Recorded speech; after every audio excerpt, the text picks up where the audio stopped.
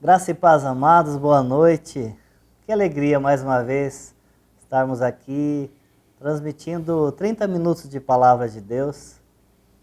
E que bom é saber que temos um público que nos acompanha, não porque é um programa feito por nós, mas porque fala daquilo que nós cremos, daquilo que nós dependemos, que é a palavra de Deus, que é a pessoa do nosso Senhor Jesus Cristo. Então, muito obrigado por vocês nos acompanharem nesses momentos. Nós sempre convidamos você a compartilhar esse link com a sua família, com seus amigos, para que outras pessoas também tenham esse privilégio de ouvir a palavra de Deus.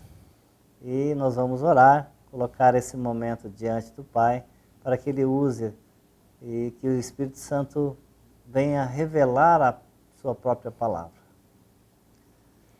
Pai de amor, nós te louvamos, te agradecemos pelo privilégio que nós temos, pela oportunidade que nós temos, pelas condições que nós temos de transmitir esse programa, Senhor.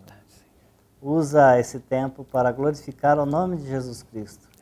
Usa esse tempo para edificar a tua igreja, Senhor. Nós te louvamos e te agradecemos em nome de Jesus. Amém. Amém. Amados, temos o privilégio mais uma vez de recebermos o nosso irmão Marcos Peixoto, que vai nos trazer a palavra hoje. Boa noite, Marcos. Você Boa noite, bem? Tudo bem? Graças a Deus, irmãos. Saúdo todos vocês e é uma alegria e um privilégio estar com os irmãos aqui. Amém. Que Deus te use nesse momento. Amém. Meus irmãos, hoje eu quero compartilhar com vocês um tema que eu dei um título assim, de Jesus está às portas. E agora? E agora, Hilton? O que fazer? E o que fazer? E dentro desse pensamento, eu classifiquei dois grupos, né? Aqueles que são céticos quanto a esse assunto, aqueles que não creem, né, na volta de Jesus, não creem nem na vinda dele, outros que não levam a sério isso, né? E aqueles que realmente creem, estão em Cristo e aguardam pela vinda dele. Então, para esses que não creem, esses céticos, né, que não acreditam, tem uma questão, né? E se for verdade? Até eu me lembrando hoje do nosso irmão Adalto, né? Ele falou que uma vez conversando com um físico, né, o Adalto Lourenço, e disse que, conversando com uma pessoa ali sobre Jesus, a pessoa, um cientista, né, que quer ver coisas, e ele falou, tudo bem, vamos fazer o seguinte, vamos dizer que isso aqui é uma aposta, mas não é uma aposta comum, não estou apostando aqui um dinheiro, um carro, não, estou apostando a minha vida. Se isso tudo, se a Bíblia não for verdade, o que eu perdi? Né? Se você analisar os conselhos que a Bíblia dá para nós, são conselhos bons, então você não perdeu muita coisa. Certo. Tá. Mas e se for verdade? Acho que o prejuízo é maior. Maior, porque você vai perder a sua vida inteira. E não só a vida agora, a vida eterna. Então o negócio é sério. Então, para você que está nesse grupo aí, é que você reflita, pare e pense, né? Porque Jesus é real, né? Ele pode não ser real na sua vida hoje, mas quando ele fizer a obra na sua vida, você vai perceber que ele é real, assim como é na nossa vida, né? E o outro grupo, que são os cristãos. Então, eu quero falar hoje, direcionado, essa fala aqui vai servir para os dois grupos. E eu quero trabalhar, primeiramente, com 3 conselhos, né? A gente sabe que conselho, às vezes é bom, às vezes não é, né? Mas o conselho aqui é da palavra de Deus. Então, conselho teu ou conselho meu pode não ser muito útil para as pessoas, mas o da palavra nós temos que levar em consideração. Temos que, no mínimo, considerar. No mínimo, considerar. Então, o primeiro conselho. Vamos lá. O primeiro conselho aqui. Ele está em Hebreus 12, 14. Eu gostaria que você lesse, porque esse vai ser o tema do nosso estudo. Nós vamos falar de 3 conselhos, mas nós vamos trabalhar apenas com um, tá? Hebreus 12, 14, Hilton. Segui a paz com todos e a santificação, sem a qual ninguém verá o Senhor. Então tá, esse é o primeiro conselho, nós vamos falar um pouquinho mais sobre ele. Então, o segundo conselho, já que nós estamos, nosso tema é Jesus está às portas, né? Jesus está por vir, e agora o que fazer? Então a segunda coisa, aconselho que vocês leiam o livro de Apocalipse. E aí, você pode ler para nós o verso 1, capítulo 1, verso 1 de Apocalipse? Apocalipse 1:1. Revelação de Jesus Cristo que Deus lhe deu para mostrar aos seus servos as coisas que em breve devem acontecer e que ele, enviando por intermédio do seu anjo, notificou ao seu servo João. Isso. Então, o conselho, leia o livro de Apocalipse. Por quê? Jesus está por vir e será breve. Alguns, mesmo cristãos, são céticos quanto a esse assunto e falam, mas Jesus está voltando já faz tempo. Mas está mais perto do que estava há 2000 anos, ou há 1000, ou há 500. Vendo, está chegando, né? Esse vai ser o terceiro aí. Está estreitando o caminho, né? Esse vai ser o terceiro conselho. Mas antes dele, o que eu quero que você lê também? Apocalipse 1:3. Porque as pessoas falam assim, mas o livro de Apocalipse é um livro complicado, é cheio de enigmas, é muitas coisas que eu não entendo. Mas olha o que o verso 3, 1:3 diz. Bem-aventurados aqueles que leem e aqueles que ouvem as palavras da profecia e guardam as coisas nela escritas. Olha aí. Pois o tempo está próximo. Olha aí. Por que nós devemos ler? Para que nós sejamos bem-aventurados, felizes. Então, felizes aqueles que leem. Não se preocupe em entender. Isaías ele fala assim, que nós devemos saber, né? Depois nós somos levados a crer e o entendimento vem depois. Então, é um conselho que você deve ler o livro de Apocalipse. A gente sempre fala que como que o Espírito vai vir revelar a palavra no seu coração se não está na sua mente, né? Justamente. Nós precisamos... Ela não deve ficar só na mente, mas aí é um trabalho do Espírito. Justamente. Nós devemos investir tempo no relacionamento. Quando a gente está namorando, ou quando a gente está querendo comprar alguma coisa, ou conquistar alguma coisa, a gente fica pesquisando, a gente vai, e a gente rodeia, né? E com a palavra de Deus, nós não temos que investir? Nós temos que investir tempo, investir na meditação, na oração, na comunhão com Deus, porque aí o Espírito vai estar falando com a gente. Então aquilo que é uma letra morta no início, aquilo vai se tornar vida em nós, porque o Espírito vai falar conosco. Lembrando que o Espírito só vai falar com aquele que tem vida, né? Sim. Também está dentro do nosso não for texto aí. Também não vai ouvir. E o terceiro, também tem a ver um pouquinho com o que você falou ali, que é para nós ficarmos atentos aos sinais. Então, nós devemos seguir a paz e a santificação.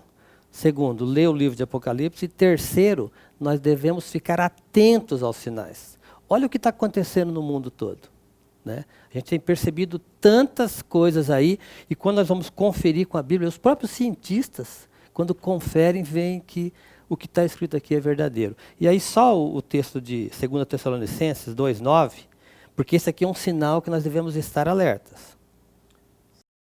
Ora, o aparecimento do iníquo é segundo a eficácia de Satanás, com todo o poder e sinais e prodígios da mentira.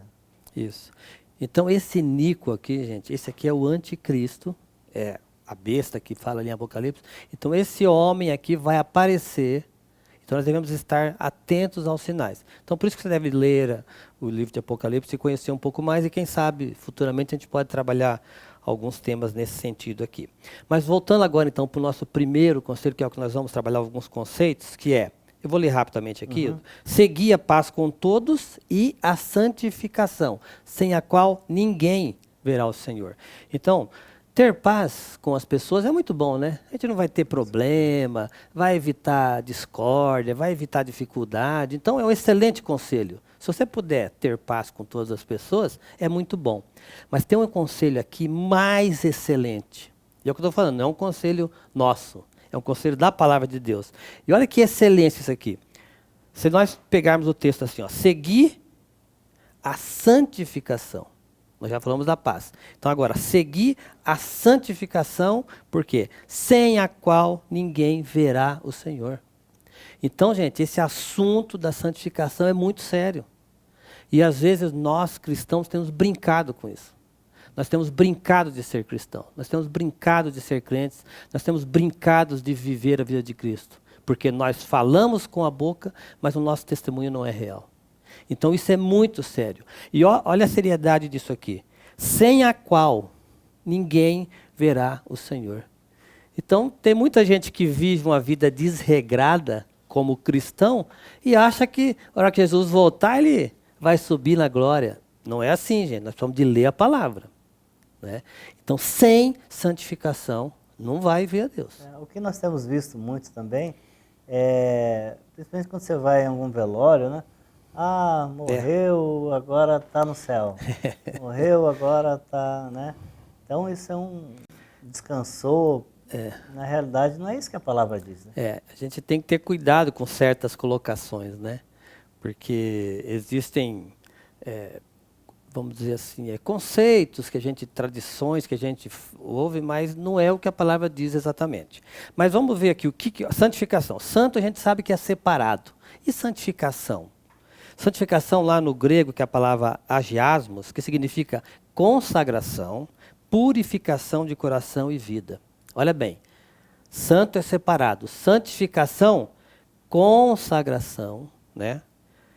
Purificação de coração e vida. Processo bem mais completo. Né? Então, muitas pessoas confundem aqueles 3 tempos da salvação. Então, nós fomos salvos porque do pecado. Então, o pecado não tem mais domínio sobre aquele que está em Cristo. Nós estamos aqui no mundo de pecado, mas nós fomos salvos. Então, espiritualmente, nós somos vivificados e agora pertencemos a Deus.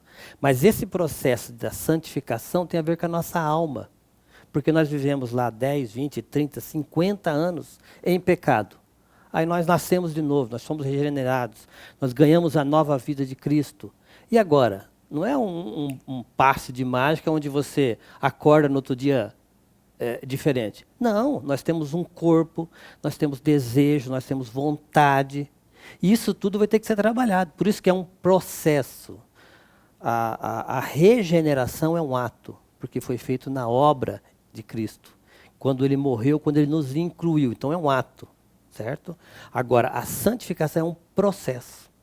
Assim como a nossa glorificação, que é o 3º tempo da salvação, também vai ser um ato, né? Quando nós vamos receber esse corpo glorificado.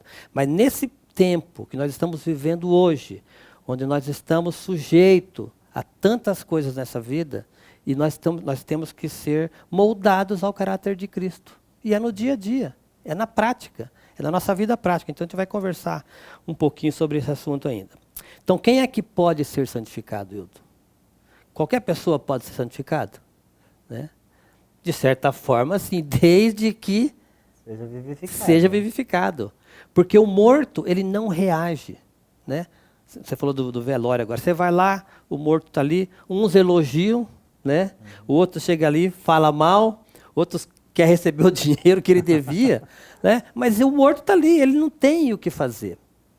E assim com Deus. Nós só podemos ser santificados a partir do momento que nós ganhamos a vida de Cristo. E isso nós ganhamos quando? Quando Cristo morreu.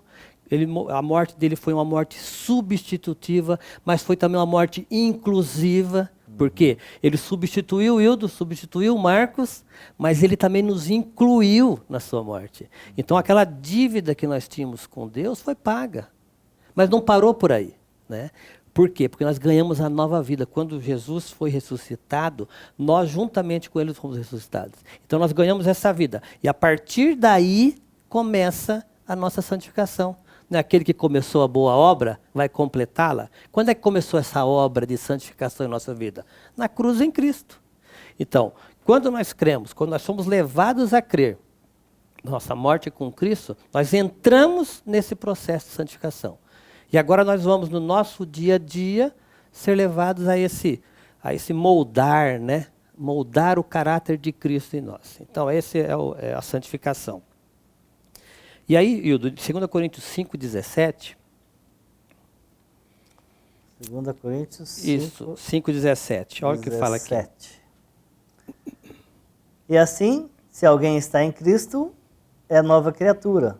As coisas antigas já passaram, eis que se fizeram novas. Isso. Então, se nós nascemos de novo, agora nós somos nova criatura. Aquela vida de pecado, aquela vida que separava todos nós de Deus, agora em Cristo ressurreto, nós temos essa vida, nós agora entramos nesse processo, nessa caminhada da santificação. Então, antes nós estávamos mortos, né, nos nossos delitos e pecados, mas nós recebemos essa vida de Cristo.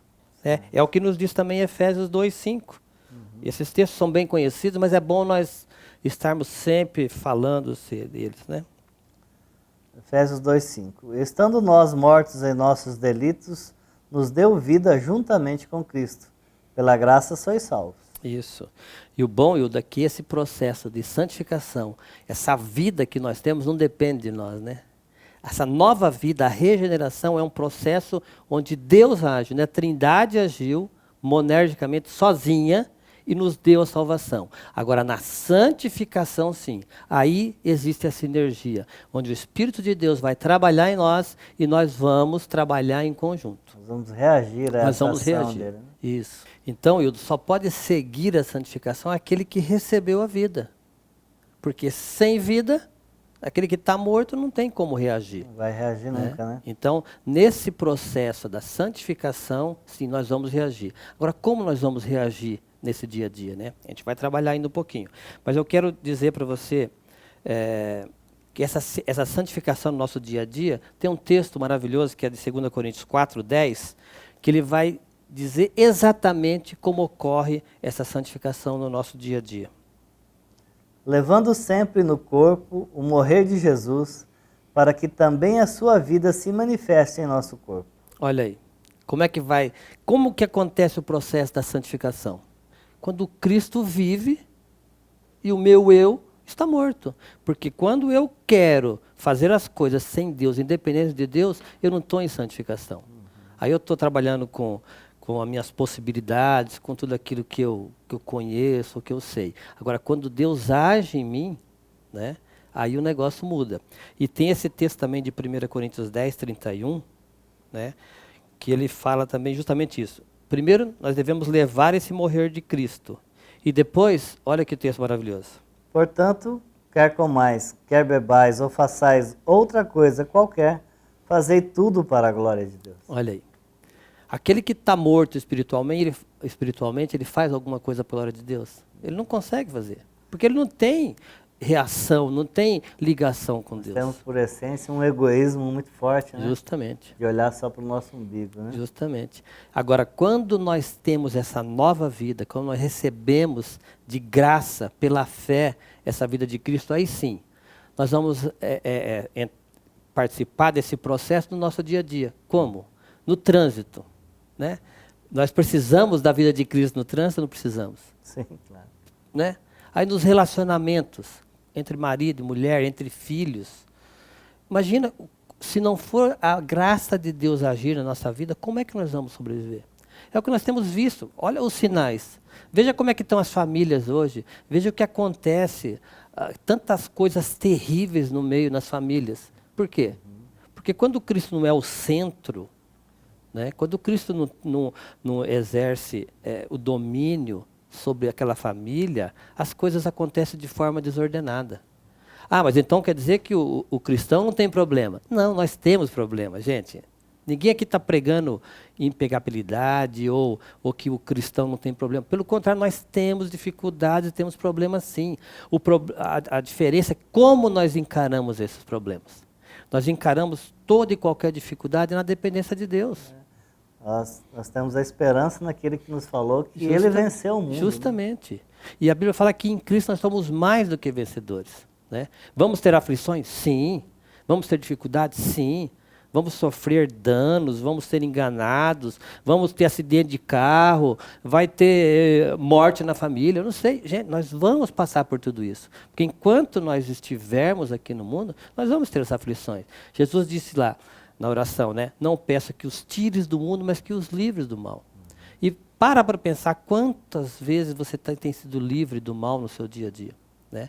E todos esses acontecimentos que nós estamos falando aqui, isso serve para moldar esse caráter de Cristo em nós.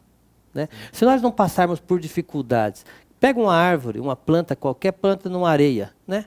Põe a sementinha, ela vai brotar ali, pode nascer, primeiro vento que der, porque ela não tem raiz. Então, aonde é que está a nossa raiz? Onde é que nós estamos agarrados? Na pessoa de Cristo. Né? E a santificação é esse processo. Cada dia nós mais parecidos com Cristo. Como que Cristo reagia no seu dia a dia? Né? Na dependência de Deus. Né? É o que eu sempre falo, vida cristã é vida de dependência. Sim. Se nós quisermos viver a vida cristã sem depender de Deus, nós não conseguimos. Porque por nós mesmos, nós vemos, né? A gente já tentou, você, eu e outros já tentaram viver pela religião, pelo esforço. Não é possível, gente. Agora, quando Cristo vencer a nossa vida verdadeiramente, quando nós depositamos sobre Ele toda a nossa esperança, as nossas aflições, as nossas angústias, nós conseguimos administrar isso. Porque a vida dele em nós faz com que a gente enxergue todos esses problemas de outra maneira, né? Com esperança. E justamente isso, a volta de Cristo. Porque nós, como cristãos, devemos estar focados nisso. Esperança na volta de Cristo. Vamos ter aflições aqui por um período, por um tempo, mas o Senhor está às portas. Né? E é isso que a gente precisa estar olhando aí para esses sinais. E outro texto também que é conhecido nosso, né? Como é que é possível, Hildo, viver essa vida de santificação no nosso dia por conta própria? Não conseguimos. Impossível. Mas aí, Paulo, escrevendo aos Gálatas, o verso 19 e 20, né? Gálatas 2, 19 e 20, ele fala também desse processo de santificação. Ó. Porque eu, mediante a própria lei, morri para a lei, a fim de viver para Deus. Estou crucificado com Cristo. Logo, já não sou eu quem vive, mas Cristo vive em mim. E esse viver que agora tenho na carne, vivo pela fé no Filho de Deus, que me amou e a si mesmo se entregou por mim. É isso aí. Olha aqui o tanto de informação que nós temos nesse texto sobre santificação. Primeiro, está morto para a lei. Né? A lei não tem mais domínio sobre nós. Segundo, a fim de viver para Deus. Aí fala, estou crucificado com Cristo. Não, mas eu. Então, vida cristã é não mais eu. Vida de santificação é não mais eu. Porque quando nós quisermos exercer pela nossa força, pelo nosso poder, né, pelas nossas próprias competências, nós não vamos conseguir. Então, é não mais eu. Não tem outra maneira de ser de haver santificação na vida do cristão sem o não mais eu. Né? Porque esse eu aqui é a força da carne. Essa alma que nós temos, que ela tá enraizada ainda com tantas coisas desse mundo, impregnada. Com tantas culturas, né? Precisa de ser limpa, precisa de ser tirada. Você já lavou uma panela? Já lavou aquela panela com bastante... Né? Você tem que esfregar uma vez, 2 vezes, 3 vezes. Às vezes você tem que fazer esse processo várias vezes para desimpregnar isso. Né? É o que a Bíblia fala de despojar esse velho homem. Quanto mais nós deixamos as coisas do mundo, mais próximos de Deus nós estamos, mais nesse caminho de santificação. Então o que é despojar? É deixar. Porque o morto ele não leva as riquezas com ele, fica ali. Quando você pega alguma coisa do morto, você pegou um despojo, porque ele não tem mais utilidade para ele. Agora, nós, como cristãos, como filhos de Deus, nós temos que nos desarraigar das coisas desse mundo. Então, nós temos que trabalhar, temos que comer, temos que ter nossos relacionamentos, mas só que isso não pode ser o principal na nossa vida. A Bíblia fala que é buscar primeiro o reino de Deus e as demais coisas. Então, nós buscando a Deus primeiro, o trabalho vai ocorrer, a parte financeira vai ocorrer. O dinheiro não pode ser um dominador na nossa vida. Porque se eu confesso que eu sou cristão e o dinheiro tem poder sobre a minha vida, Hildo, eu tenho alguma coisa errada nessa santificação. Até o Maurício usa uma expressão, né, o pastor Maurício fala que tem um vazamento nesse cristão. Né? Porque Cristo tem que ser o primeiro.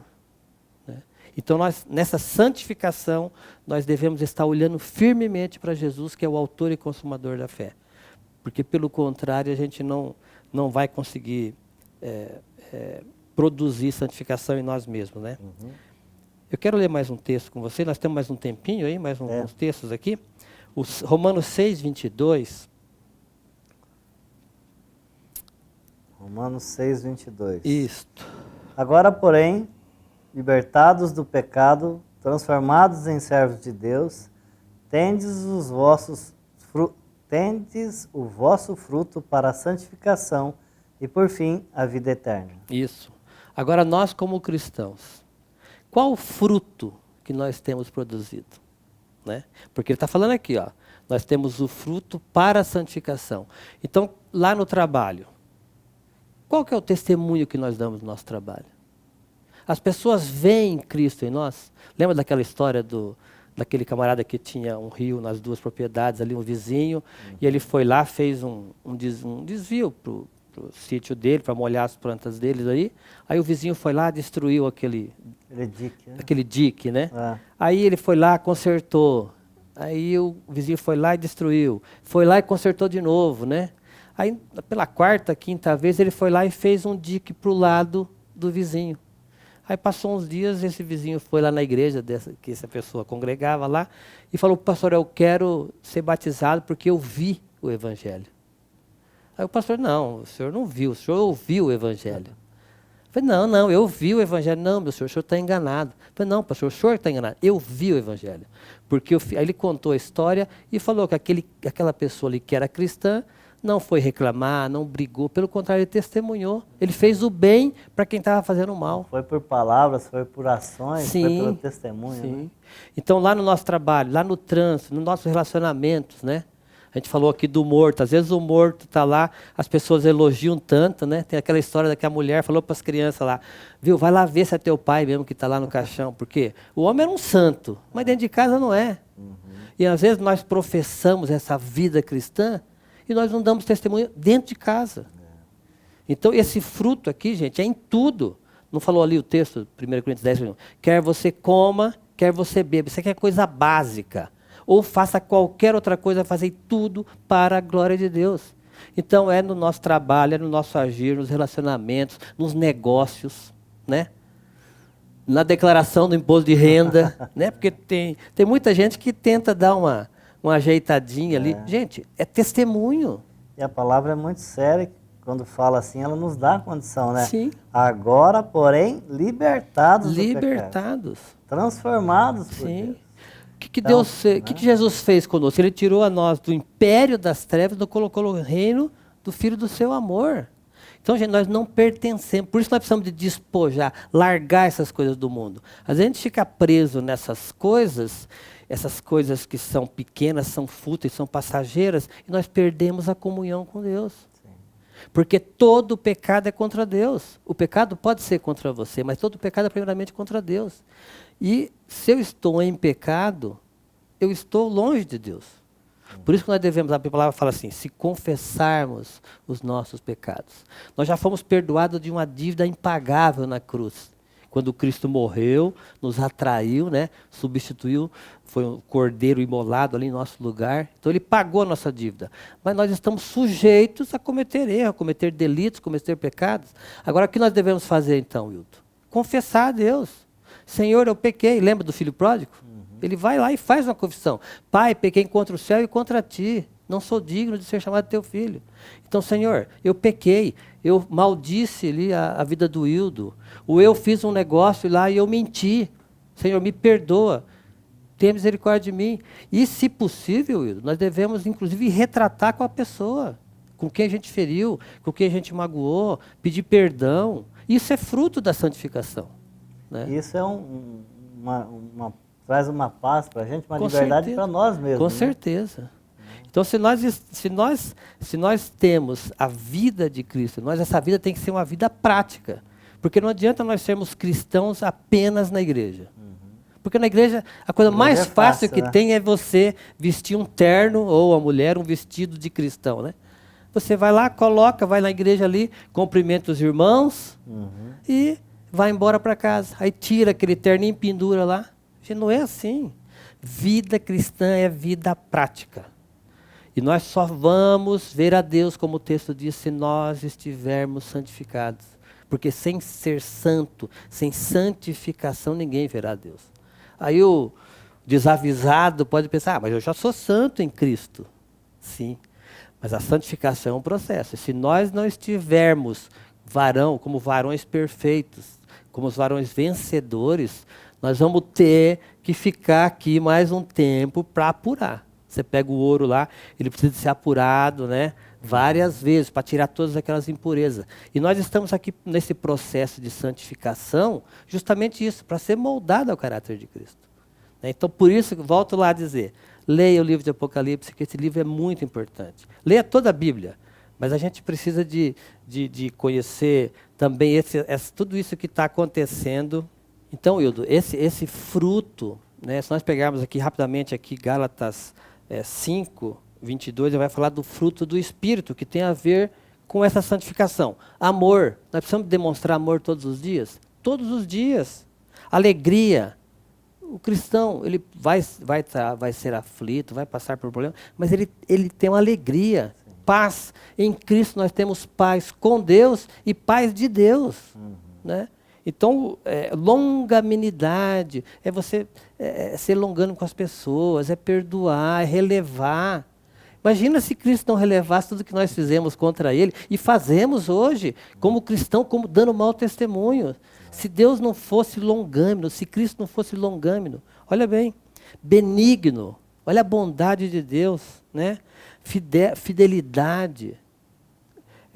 Então, tudo isso aqui são frutos. Depois você pode ler aqui, Gálatas 5, 22. Esses frutos aqui, gente, esse fruto ele é produzido pela vida de Cristo em nós. E tudo isso aqui faz parte desse processo de santificação no qual nós estamos inseridos. Né? Então, basicamente, é isso aqui que eu queria deixar para vocês. Esse aqui não tem ponto final num assunto como esse. Né? Esse aqui tem que caminhar muito. Aqui foi uma fala rápida. Né? Uma outra oportunidade a gente volta. Podemos voltar. Continuamos a trabalhar. E eu também, Marcos, lembrei do texto de Efésios 4, né? Sim. Quando fala lá no verso 22, diz assim, no sentido de que, quanto ao trato passado, vos despojeis do velho homem, que se corrompe segundo as concupiscências do engano, e vos renoveis no espírito do vosso entendimento, e vos revistais do novo homem, criado segundo Deus, em justiça e retidão, procedentes da verdade. Isso é santificação. É despojar esse velho homem e seguir com essa nova vida em Cristo, que é essa vida de amor, de alegria, de bondade, de benignidade, de mansidão. Né? De perdoar.